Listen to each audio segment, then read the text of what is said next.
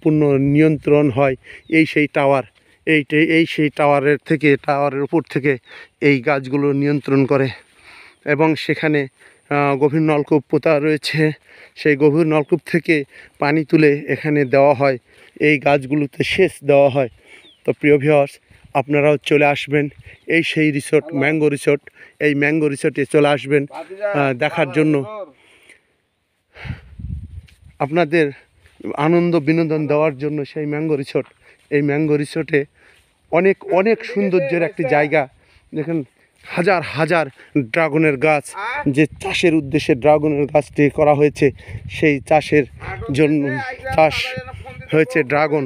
আপনাদেরকে আমি সে উপভোগ করানোর জন্য, সেই ড্রাগনের গাছ দেখানোর জন্য এবং এই ম্যাঙ্গো রিসোর্টের যে ড্রাগনের গাছ দেখানোর জন্য আপনাদেরকে আমি নিয়ে চলে আসলাম সেই ম্যাঙ্গো রিসোর্টে। সেই পোরশা থানার ঐতিহাসিক নোনাহার গ্রামের সেই ম্যাঙ্গো রিসোর্ট। আপনারা দেখতে পাচ্ছেন ড্রাগনের গাছ। প্রিয় ভিউয়ার্স, আপনারা দেখতে পাচ্ছেন সেই ড্রাগন গাছ। আমার সেই স্যার উঠে গেছেন সেই টাওয়ারে, যে টাওয়ার থেকে নিয়ন্ত্রণ করা হয় পুরো ম্যাঙ্গো রিসোর্টটি। তো প্রিয় ভিউয়ার্স, আমি আপনাদের আস্তে আস্তে নিয়ে চলে যাচ্ছি সেই ম্যাঙ্গো রিসোর্টের সেই টাওয়ারে আমি উঠছি এবং সেখান থেকে আপনাদেরকে পুরো দৃশ্যটি ঘুরে ঘুরে দেখাবো। প্রিয় ভিউয়ার্স, আপনারা দেখতে পাচ্ছেন এই মুহূর্তে আমরা উঠে গেছি সেই ম্যাঙ্গো রিসোর্টের টাওয়ারে এবং টাওয়ার থেকে আপনাদেরকে আমি দেখানোর চেষ্টা করতেছি গোটা ম্যাঙ্গো রিসোর্ট আপনাদেরকে দেখাচ্ছি। প্রিয় ভিউয়ার্স, আপনারা দেখতেই থাকেন এবং উপভোগ করতে থাকেন সেই ঐতিহাসিক পোরশা থানার ঐতিহাসিক নোনাহার গ্রামের সেই ম্যাঙ্গো রিসোর্টের টাওয়ার থেকে আমি আপনাদেরকে দেখাচ্ছি প্রত্যেকটি গাছ এবং প্রত্যেকটি ড্রাগনের গাছ আপনাদেরকে আমি দেখাতে সক্ষম হয়েছি।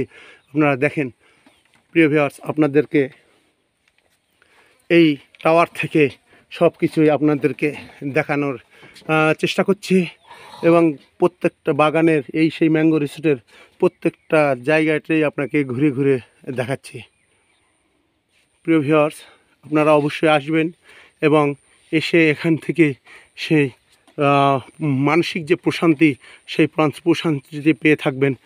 আপনারা এই প্রশান্তিটি নিয়ে যাবেন। আপনারা দেখেন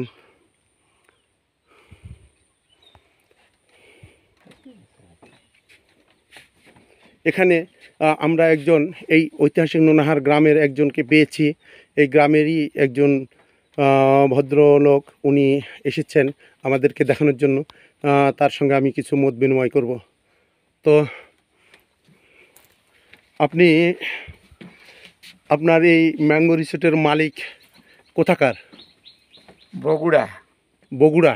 ইঞ্জিনিয়ার জাহিদ সাহেব। ইঞ্জিনিয়ার জাহিদ, উনি কি এই জায়গাটা কি ওনার সম্পূর্ণ নিজস্ব না ওনাকে লিজ নেওয়া আছে 10 বছরের জন্য ওনাকে লিজ নেওয়া আছে? তাই না?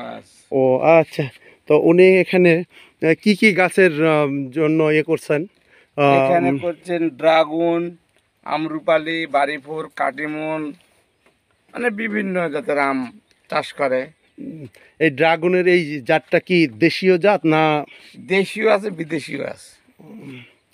তো আপনারা যে এখানে আসছেন, তো এখানে আসলে কি সরাসরি ঢুকতে দেয় না তাদের পারমিশনের দরকার আছে? পারমিশনের দরকার আছে, সরাসরি ঢুকতে দেয় না। হ্যাঁ, যা হোক, আমরাও তো সেই পারমিশন নিয়েই আসলাম। আপনার পারমিশন নিয়ে তারপরে ঢুকতে হয়।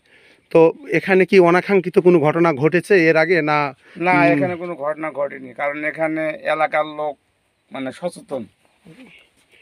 ধন্যবাদ আপনাকে যে সচেতন। আসলে আমরাও জানি যে পোরশা উপজেলার মোটামুটি যারা জনসাধারণ রয়েছে তারা আসলেই সচেতন ব্যক্তি।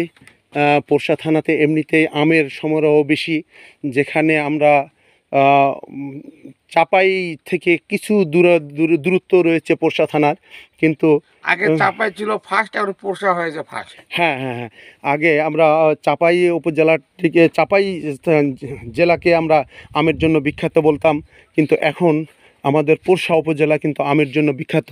তো প্রিয় ভিউয়ার্স, আপনারা এই আম বা ড্রাগন এবং আমের ম্যাঙ্গো রিসোর্ট দেখতে হলে চলে আসবেন সেই পোরশা থানার বিখ্যাত সেই নোনাহার গ্রামের এই ম্যাঙ্গো রিসোর্টে।